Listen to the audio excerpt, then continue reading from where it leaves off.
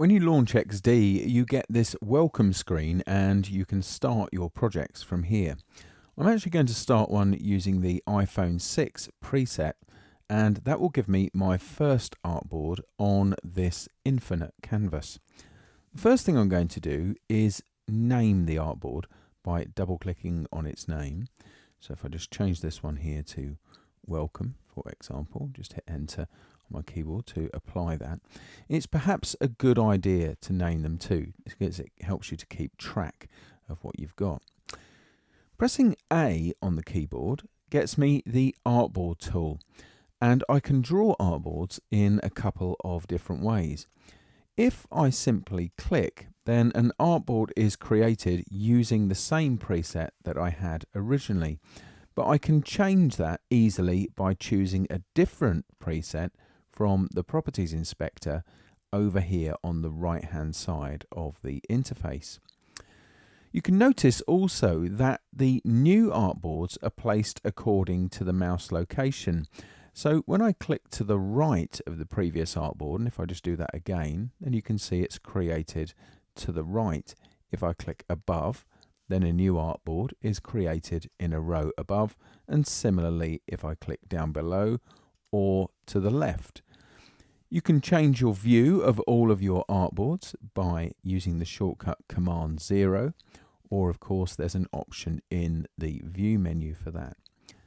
Zooming in, you can use Command plus to zoom in, Command minus to zoom out, although if you're on a trackpad you'll find it easier just to reverse pinch and pinch to zoom into the area that you want to work with. If I want to draw an artboard of a custom size, then I can simply click and drag like so, and I can change that size in a couple of different ways. I can drag these handles, of course, to change these, and if I hold down the Shift key, then it will keep the proportions the same the whole way across, and if I use the Alt key, then it will work from either a central location in either axis. I can change the numbers associated with that over here in the PI. So if I wanted this one, for example, to be 300 wide by 500 high, then I could do that.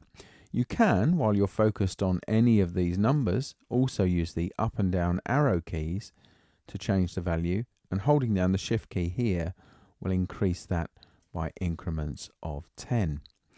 While I'm over here, changing the orientation can be achieved using these two buttons. So you see this one, which is currently portrait, with a simple click becomes landscape and portrait again. Let me just fit all of the artboards because I can delete these in different ways. Single artboard, easy, just delete it by hitting delete there, and getting the selection tool and picking up others by dragging around them like so, or indeed clicking other artboards by their name, and the Shift key helps me there to select more than one, just as it would with objects.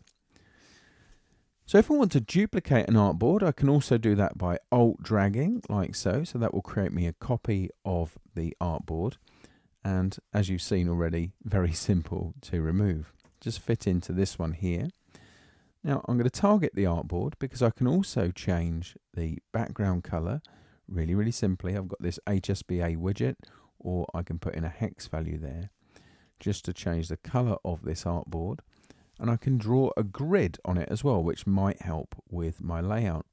To do that, I simply enable the grid.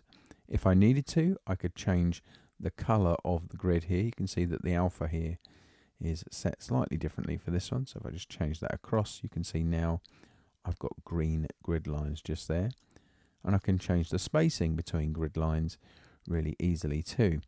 And if I want to, I can make these the default, and then going forward, all new artboards that are created from this point, or indeed even new projects, then they will inherit that property from there. So now we've had a look at artboards, we can start drawing in XD, which we'll be looking at next.